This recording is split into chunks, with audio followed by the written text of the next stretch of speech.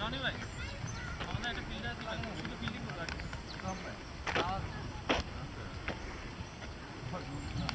আর কেউ নাই বাইরে পলাশ কি খেলে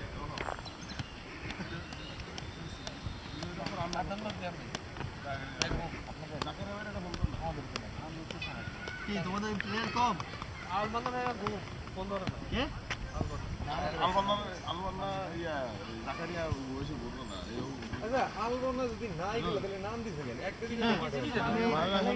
না এটা আছে আর এটা শোনো শোনো এই যে কমিটি কমিটি